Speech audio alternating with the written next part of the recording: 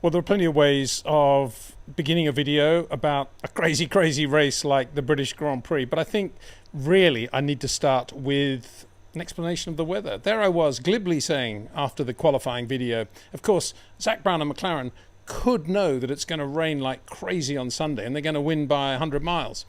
And I just sort of scoffed at that because most of the weather forecasts that we were looking at, over 50%, said that by the time of the race start, 3 p.m. local, it would be sunny skies, blue skies, sun would be shining. But then this, of course, is Angleterre. This is England, and McLaren got it absolutely right. It was pouring with rain. It rained from the morning. It never really abated. Yes, there were showers. Yes, there were moments of blue sky and a bit of sunshine, but it was always basically a wet race, starting on intermediates.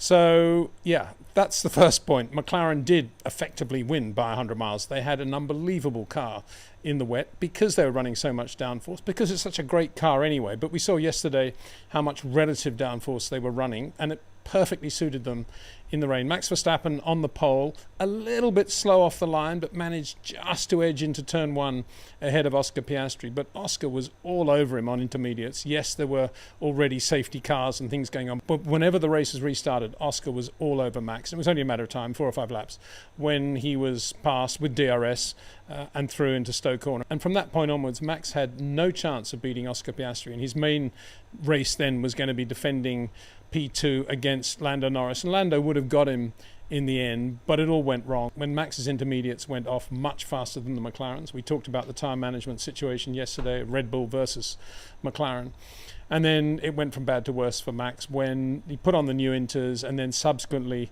late in the race when it was dry, he put on a new set of medium slicks and could barely get away from the two Williams of Carlos Sainz and Alex Albon. So a miserable day for Max Verstappen. He did eventually finish P5. I refer to him because he was on the pole. He did eventually finish P5, so you could say from where he was, he had a massive lose on intermediates at a restart. That was where he lost so much time. It wasn't a bad result, but it was a miserable day for a guy who was on the pole yesterday at Silverstone. So let's talk now about the race win for Lando Norris. A British driver in front of the British crowd, his second win in 2 weekends. Talk about momentum building at McLaren. However, it was Oscar Piastri who had the pace. So how did he lose it? Well, he lost it because there was another safety car fracas with Max Verstappen right behind him, as we saw in Canada. Max very annoyed that Oscar suddenly slowed going into Stowe. Another situation like Canada where Oscar then said, I was just passed under the safety car. And on this occasion, the stewards decided to give a 10-second penalty for Oscar Piastri. He was given that news a couple of laps later, by which time McLaren had presumably questioned it with the stewards. And from that moment onwards, even though Lando was behind him, it was race win for Lando Norris. Nothing that Oscar Piastri was going to be able to do about it. But Oscar was not pleased about this, and I can kind of understand why. After he'd come out and he was now P2 to Lando Norris, and it was obvious Lando had a massive advantage, Oscar got on the radio and quite surprisingly, and I think quite intelligently, said that whole thing with the safety car was ridiculous. We should be basically appealing that. We should reverse positions now on that basis and then race to the finish, which I can't remember any driver ever saying that. And you got to give him full marks for thinking laterally there. He was the quicker driver over the weekend for McLaren, and there he is being super aggressive on the radio about something like that. I think this is the first time we've seen Oscar Piastri, who's a really nice guy, an incredible temperament, looking very annoyed after the race. And I don't blame him for that, because he's a racer. And racers don't like to be given situations where they are the quicker of the two drivers over that weekend. There's absolutely nothing he can do about a weird decision in his mind to do with behaviour behind the safety car. It's not a racing thing, it's just a safety car thing. So that was a really significant moment. It was significant too because of the momentum that Lando Norris is now carrying forward. As I said yesterday, it was a pivotal moment, I think, when he didn't beat Oscar in qualifying. But Lando was just happy and relaxed afterwards, wasn't he? And he's got all that grandstand full of fluorescent green, his colour. And it just looked like he was just going to breeze into the win, which is exactly what he did. He didn't really have to work very hard to win that Grand Prix because, 10-second penalty, that's very easy for him to cover in P2 or from P2. And once he got the lead, he was on slicks, the track was drying, no issue at all. So from Lando's point of view, a very nice win. He'll love this forever. As he said on the radio, British Grand Prix, won by a British driver. for a, should we call it New Zealand, Bahraini, British-based team? I think that's probably what it is now. New Zealand founded. Let's remember Bruce McLaren at this point.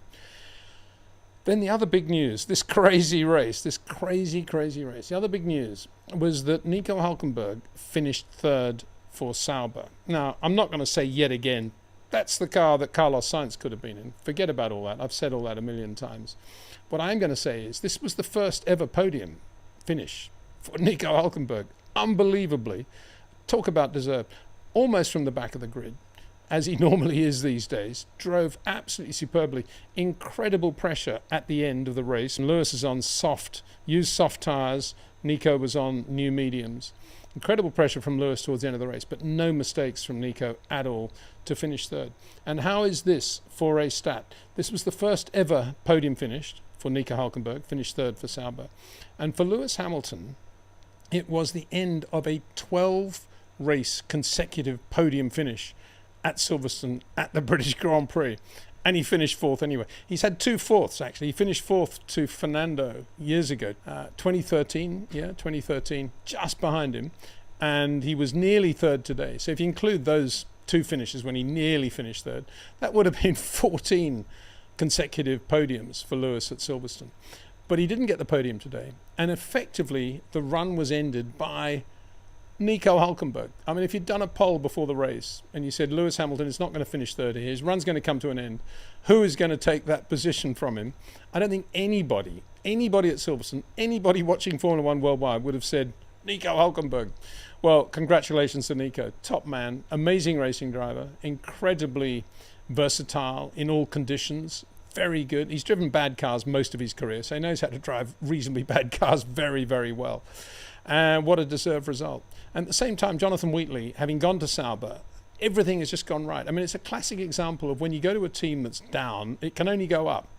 But a lot of that is due to Jonathan Wheatley and some of it to Mattia Binotto as well. But I think Wheatley should take most of the credit. And again, you got to say, one of the really good guys from the whole Red Bull successful era who was allowed to leave. It should never have happened. Well, Red Bull are a very different team now. And what Max will be thinking now about Red Bull and their potential, I don't know. But it wasn't a good day. It wasn't a good day for Red Bull, even though P5 at the end of the day, I suppose, wasn't too bad. So let's go through the results, because it's about all you can on these crazy races. When there were so many safety car interventions, they went from so many different tyre strategies. Into fourth place, Lewis Hamilton, who got swamped a little bit in the early laps, but nonetheless stayed with it and drove extremely well. And if he had confidence after Austria with that pass on George and a few other things, asserting himself with the engineer maybe after the race, he'll have more confidence again after Silverstone. And I think he looked pretty good. And Charles Leclerc in the Ferrari is one of the guys that came in and switched to slicks at the end of the formation lap. And he just had a terrible day. He had moments everywhere, massive moments, whether he was on slicks or cold intermediates, and he just never got it together. He never looked as rhythmic as Lewis Hamilton. He never looked as good on the slow corners as Lewis Hamilton. So a terrible day for Charles Leclerc in the other Ferrari, but a pretty good day for Lewis in front of his home crowd. So Max was P5 and Pierre Gasly, excellent P6 in the Alpine-Renault. One of the worst cars in the race, you got to say, but he managed to get it into the top 10 yesterday in qualifying and was always there. No mistakes from Pierre Gasly. Not a quick car, but he got the absolute maximum from it throughout the race. I've been saying for many months, many years actually, how good Pierre Gasly is. I'd love to see him in a really quick car. But in that Alpine, I don't think anybody could have done a better job than Pierre today. An excellent performance for him to finish P6 behind Max and ahead of Lance Stroll, who it appears almost as if he has a good day, then a bad day, and now it was a good day again, the British Grand Prix. He's pretty good in the wet. He's had some good wet races in the past, but he benefited mainly from coming in. Well, let's go back to square one. He benefited mainly from going to soft tyres, a new set of softs very early in the race when everybody else was going on to mediums, or in the case of Mercedes onto hards. And that's because he didn't qualify well. He didn't get out of Q1, so he had plenty of softs in the garage. So this is a weird irony, isn't it? I suppose a lot of people will say, isn't this great about Formula One that, if you qualify near the back, you go into the race with a lot more tyres that you can play around with, much better chance of matching your tyres to the conditions. Is that a good thing? I suppose it's a contrived thing, a bit like DRS that a lot of people would like, but for me it's it's tacky. But anyway, as a result of having all these softs in the garage, Lance Stroll did put on a new set of softs, and he made up more time early in the race on the new softs. About lap 10, he was running fifth and potentially heading for a podium finish, and he looked not too far away from that. The problem was he did run that second set of softs at the end when the track dried up, and they went off. They went off right at the end, and Max got him when he ran wide. Pierre Gasly, the same thing. So he lost 2 places in the last 2 laps of the race. But a good drive by Lance Stroll. By contrast, Fernando Alonso, who qualified better, had fewer softs, ran the standard intermediate, medium format of all the leading runners. Couldn't beat his teammate. And again, that's why I say that's a kind of a weird thing. This whole Pirelli era, where you have all these limited sets of tyres, produces ridiculous results. And Fernando was on the radio saying, "I can't believe we managed to get it wrong again," sort of thing. But I guess when he sits down and he looks at it and he sees what tyres he actually had in the garage and what tyres Lance had, he'll realise how it all went wrong for him. He shouldn't qualify as well, Fernando. That's the problem. This is Formula 1 2025. Alex Albon then beat Fernando Alonso to the finish. And George Russell, who again, no softs in there, probably no mediums either. Hard, intermediate, hard. Mercedes had him on. Hopeless. Not a great combination. I think the race George had in mind was, when he came in on the formation lap to put the hard slicks on, was it's going to be dry for the rest of the day. I'm going to currently be 14th, and I'm going to drive through and win the race. That's obviously what he was thinking, but the rain on lap 10 put an end to all that. And after that, it wasn't a very quick George Russell either. A good battle with Lewis Hamilton for a while. He passed Lewis, but then Lewis repassed him Stowe corner, going into Stowe. Nice pass on George Russell. If you're thinking about passes of the race, a lot of them were sort of DRS induced, but I think that probably is the one that springs foremost to mind. Lewis repassing George and getting momentum from that to go forward into what eventually became 4th place for Ferrari. So not a good day for George, and not a good day for Kimi Antonelli as well. He was sort of 3 or 4 places behind George and got ahead in pit stops and then gave the position back to George. And then when it was really wet, just before they put the safety car out, vision was absolutely horrendous. A lot of people were sending me messages saying, safety cars, they shouldn't put the safety car out, it's going to ruin the race. I'm just thinking to myself, very few people were at Hockenheim in 82 when Didier Pironi had that horrendous accident, when he couldn't see a thing. And it's the same at Silverstone. You could not see a thing. And we saw that with Isaac Hadjar behind Kimi Antonelli going into Copse corner. Absolutely blinded, couldn't see a thing.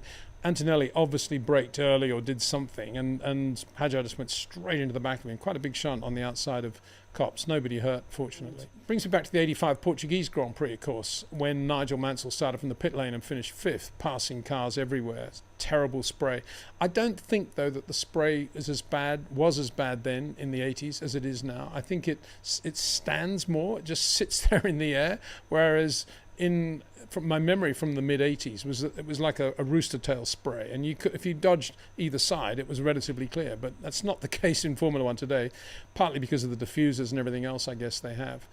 But it does bring back the memory of Nigel when I was talking to him after the race, saying, "How did you do that? How did you do all those passes?" And he said, "I just listened to the engine note of the car in front, and when the guy backs off, I just move to the left or the right, whatever the next corner was, knowing that all I had to do then was brake a little bit later." And I thought, easy stuff, Nige. But you couldn't do that today, I think. I was wondering whether you could. I don't think you can, because the visibility is so bad. And one of Charles Leclerc's moments in the middle of Beckett's, high speed stuff, double 360, was just a massive amount of water suddenly got in, hit him in the helmet, right over his visor. Couldn't see a thing in the middle of Beckett's. Talk about hair-raising, talk about frightening. And I can't imagine Charles enjoyed this day at all, and will enjoy not being a Grand Prix driver for the next 3 or 4 days, I would imagine. But one man who will enjoy it is Lando Norris. What a thing to have won the British Grand Prix by being beaten by your teammate in qualifying, basically beaten by your teammate in the race. Then Max Verstappen, your nearest opponent, spins out of the race and has 2 spins actually. He had 1 spin at a restart on Inters behind Oscar and went down to about 12th, and then trying to get past Sainz, same lap, he had another moment as well. Tyres just not up to temperature, and Max sounding desperate on the radio, saying this car is undrivable, no temperature, all the rest of it. So terrible. But anyway, with all that going on, and Lando taking an easy lead when Oscar's serving his 10-second penalty and cruising around to win the British Grand Prix. What a day. I can say I think he deserves this. You know, he's had a lot of flack. He's had a lot of people say, oh, Lando Norris doesn't have this, Lando Norris doesn't have that. Well, you know, he's won the Monaco Grand Prix and he's won the British Grand Prix. And my old mate Carlos Reutemann used to say, if you're going to win 2 Grand Prix, win Monaco and win the British Grand Prix. For Lando Norris, what a thing, you know, for him to win this race. And for McLaren too. Congratulations to them. What a job they've done. And so just to finish, I think Oscar Piastri, you know, what a character. First guy to congratulate Lando when he gets out of the car. But you can imagine he was not happy after that race. And you wouldn't be if you'd been that quick all weekend. And in your mind, you've done nothing at all wrong behind the safety car. And you've got to sit there for 10 seconds to let the other guy win. Not a pleasant feeling. And I give him full marks for saying what he did on the radio about let's have a motor race between the two of us. And that's a good sign for the second half of the year, isn't it? It means regardless of what happens now with this momentum that Lando's building, that Oscar is not going to let this one go easily. That is for sure. Racer, definitely. So there we go. In closing, a quick reminder about the REC Porsche 956 106B DNA rendition that you can buy. If you have a look at the details in the description below this video, you'll see that it is available in 2 colorways. One of the Canon car, created effectively by Richard Lloyd's GTI engineering company, different chassis engineered by, or a stronger, stiffer chassis engineered by Nigel Stroud, slightly different aerodynamics and brakes as well. That car won the brand's 1,000 kilometers in 1984 in the hands of Jonathan Palmer and Jan Lammers. And then at Le Mans the following year, it finished, well, it nearly won, but it did finish second in the hands of James Weaver and Jonathan Palmer. And also Richard Lloyd had a driving stint as well. It went on to win at Brands again in 86. Liqui Moly version of the car, driven by Manfred Winkelhock and Mauro Baldi. Anyway, we end our trilogy of videos from the British Grand Prix. I'd like to say the British and European Grand Prix. We don't have that title anymore, matched to a national thing, but that's what it was in 1950, of course. It was the British and European Grand Prix. The RAC, British and European Grand Prix, the first ever round of the new FIA Formula One World Championship. And it was at Silverstone because of the work of one individual, of Earl Howe, the 5th Earl Howe. Actual real name was Francis Curzon, very good racing driver. His career completely split by the 2 world wars, in which he fought honorably in both. And as a parliamentarian as well, a lot of other work he did in his life. But it was his political work behind the scenes when he had retired as a driver, but he was still entering cars. Post-war, he still entered cars for, would you believe, Tazio Nuvolari. Francis Curzon was the man who convinced the royal family that they should attend this British Grand Prix and that it would be the opening round of the World Championship. I think that was sort of juggling, keeping the balls in the air, because if it wasn't the opening round, I'm not sure the royal family would have gone. And equally, he didn't know if they were going to attend or not. But anyway, he was able to go to the FIA and say, the King and Queen of the United Kingdom will be at Silverstone. Of course, this should be the opening round of the World Championship. And so we take our hats off to Francis Curzon, to the 5th Earl Howe, who won Le Mans in 1931 with Henry Tim Birkin, another of the Bentley boys. But they won it in an Alfa Romeo, interestingly, a red Alfa, owned by Francis Curzon. And anyway, we say thanks to him at the end of this video. And we look again at the Roll of Honour from that day, that Saturday in 1950. Thanks for watching. Big thanks to Jetcraft, to OEM Exclusive, to Track Ninja, to REC Watchers, to you the viewer. See you soon.